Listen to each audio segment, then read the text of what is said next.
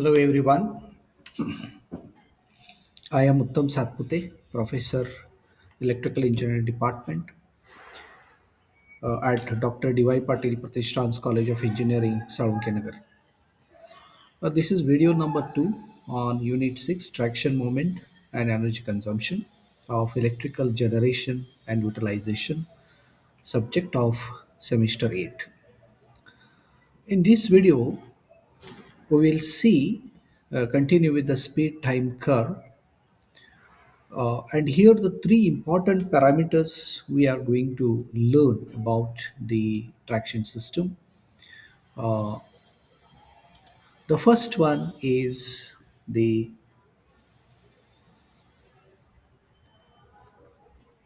the first one is the crest speed, and next average speed, and the third one is schedule speed. These three parameters, they are relevant to a traction system. Now there are basically three electrical traction systems. The first one is DC system. Then we have single phase AC traction system, and then we have three phase AC traction system. And each traction system, they have different sort of motors: DC, single phase AC motors, or three phase AC motors. Each motor has its own speed torque characteristic, and the speed selection of the particular motor or the speed torque characteristic of the motor depends on the speed time curve that is given for the particular locomotive. And these are some of the parameters which decides which uh, traction system we should adopt for the given speed time curve. So the first one is crest speed. It is the maximum speed attained by the vehicle during a run is known as crest speed. So the selection of a traction motor, it obviously depends on what is the maximum speed the locomotive has to attain. The next one is the average speed. The average speed, it is the mean of the speed from the start to stop. Now, how to calculate mathematically this average speed? It is by this equation, which is distance between two stops divided by the actual time. Now, how you calculate the distance between the two stops? As we have learned in the previous this thing, that suppose if this is the speed time curve of a particular vehicle, then the area under this curve will give you the distance. So by finding the distance between the two stops, which is basically the integration of the speed time curve, then divided by the actual time of the run, that is from divided by this total time between the two stops, will give you the average speed. Then the scheduled speed, it is very similar to average speed with a small difference here. Stop time is added in the denominator with the actual time. So stop time between when a train particular comes to a particular stop, it then there it stops for certain time. So that time it is taken into account while calculating the scheduled speed. So it is the ratio of distance between stop divided by the actual time of run plus stop time. And these three parameters are very important, which decides which traction system I should use for that particular locomotive. And we will see in the next section how you calculate the crest speed, that is the maximum speed, VM, and average speed, how we calculate the average speed, and then we will see how to how the scheduled speed is calculated from the given speed time curve. So speed time curve is very very important because it will give you the idea what traction system we should use for a particular system. Now, to calculate these parameter, crest speed, average speed, and the schedule speed, the speed time curve, the actual speed time curve, it is approximated to some simpler uh, case. So here it is shown. So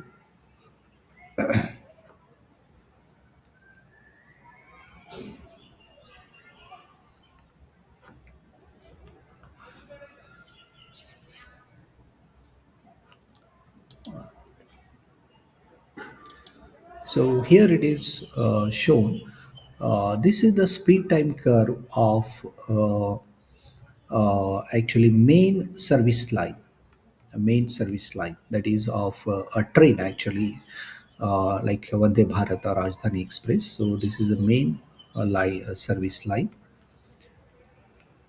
and how it is approximated. You can see that this is the initial phase, and this initial phase actually it is extended here, and it is extended to this point.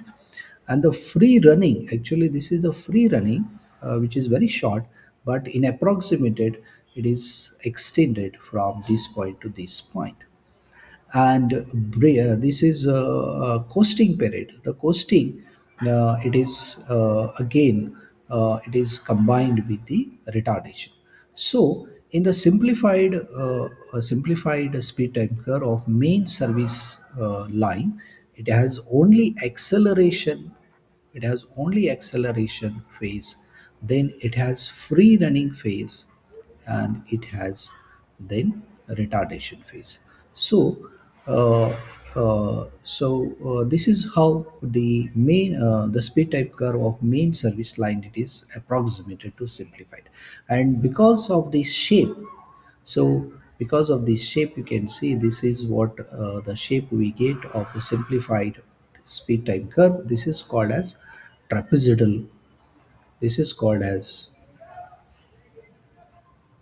trapezoidal speed time curve, which is actually the approximation of the speed time curve of main service line. Then we have this is the actual speed time curve, the dark one. It is actually the speed time curve of the urban uh, service system. And now this is approximated. We can see here this acceleration period. It is extended, uh, and then we have a free running. It doesn't have any free running. It has coasting. So this is you can see this is the coasting phase, and then we have this retardation phase. And because of the shape, this is called as quadrilateral. This is called as quadrilateral speed type curve, which is an approximation to speed type curve of urban service system. Okay, so there are basically two approximations. One curve, it is called as trapezoidal speed time curve, and another speed time curve, it is called as quadrilateral. Trapezoidal, it is approximation to main service system, and the quadrilateral, it is approximation to urban system. Okay, so this now we will see consider one by one. We will consider first the trapezoidal, and then we will see how we can find out the crest speed, that is the maximum speed. Then we will see how we can find the average speed, and then we will see how to find the schedule speed for the trapezoidal speed time curve, which is an approximation to main service. So here it is shown trapezoidal speed time curve.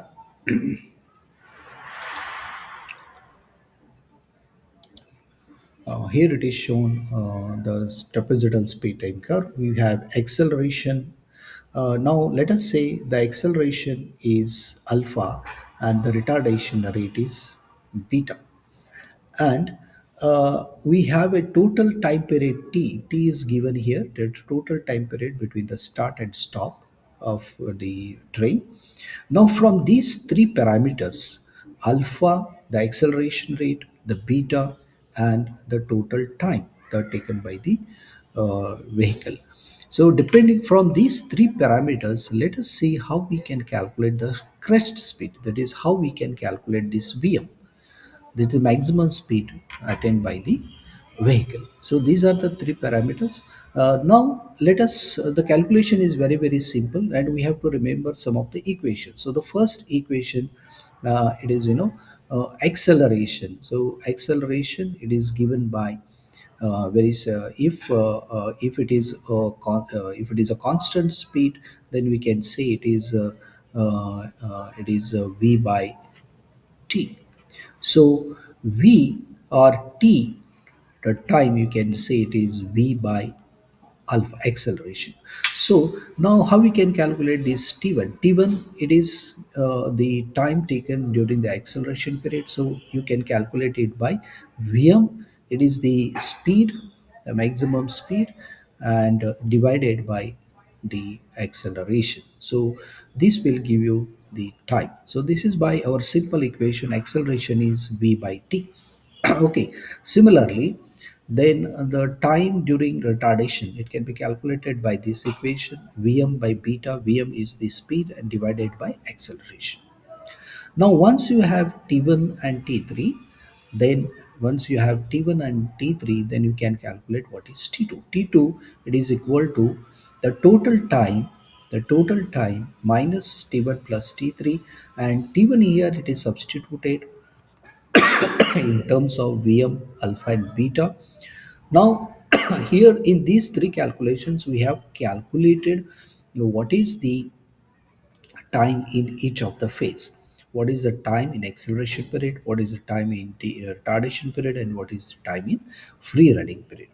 Okay, now from these three times, let us further continue. Now, here we are calculating the total distance, the total distance. Okay, so this is the distance, total distance. It is the distance traveled during acceleration period, then distance traveled during the free run period, distance traveled during braking period, as we have seen. So this is our speed time curve, which is trapezoidal time. Now the total distance, as I told, how you find out the total distance? Total distance is given by this area. Now this is the acceleration phase, this is the free running period, and this is retardation period. So this area will give you the this way area will give you this area. It will give you the distance covered during acceleration. Then the square or rectangular, this area will give the distance covered during free run, and this area will give the distance covered during retardation. So how you calculate this area? This is a simple triangle, and how we know that the area of a triangle is half base into height. And how you calculate area of the triangle? It is simply base into height. So these same equations are used here. This is the distance covered, so it is half b h. This is h height, and this is the time. T1 is the time during acceleration, this is the base, and divide by 3600 is done, so that we get the value. We get the distance in kilometer. We get the distance in kilometer. Then we have this is the area under this square portion. This is simply base into this is height into base, divided by 3600, so it convert hours into seconds. Okay, then again this is triangle area retardation, so half vm into t by 3600. Okay, now here we are substituting T1, it is substituted from the back calculation, Vm by alpha, T3 Vm by beta, and T2 it is by this. So T1, T3, and T2 and T3 are substituted here in this equation of the total distance covered, and some manipulations in done, and finally we come to this equation. Please go through this, some common terms, they take it out like that. And now here we are substituting 2 alpha, 2 beta, it is by k. So here it will come k. So now we get a quadratic equation for vm. Okay, so just please go through this manipulations, simple manipulations are there, so we can manage. Okay, so this is what finally we get the quadratic equation in terms of Vm, and we know how to solve the quadratic equation. We know minus b plus or minus square root of b square minus 4ac divided by 2a. This is what is the solution of solution of quadratic equation. So b here it is nothing but, here it is t minus t. So minus t, it get plus t here, plus or minus b squared, t squared it happens, minus 4 a is here k value into C 3600 S divided by 2K. So it is 2A. So this is how we calculate the crest speed. Now we can see here Vm, it is the crest speed. So that is the maximum speed which is to be attained by the locomotive. And based on this value of Vm, we select a particular type of traction system, a DC motor or single phase AC motor or three phase AC motor. Okay, now here in this case, it cannot be, it's positive sign here cannot be used because the Vm value, it will become very very high, so we have to use minus sign here. So this is the final equation which you have to remember, that now in the problem what they will give you, they will give the value of alpha, they will give the value of beta, and they will give the value of t. Okay, the total time during start and stop, and from this we can calculate what is Vm, that is by substituting. So K already we have seen there on the equation. So then the average speed, once we know this, how you calculate the average speed, the average speed, it is given by, we calculating yes, yes, here in the previous equation we can see this is how we can calculate. Once you calculate Vm, okay, then we can substitute this Vm, alpha, beta and t here, and we can calculate this yes value. And once we get this yes value, 1 minute, once we get this yes value, then your average speed we can calculate, it is by Vm divided by the total time, the time between the two stops. Okay, so sorry, this is not a, this is yes, yes by t. So okay, then we can calculate the scheduled speed. Scheduled speed we can calculate yes divided by t, and then we have to add the stop time here. The stop time will be separately given in the problem.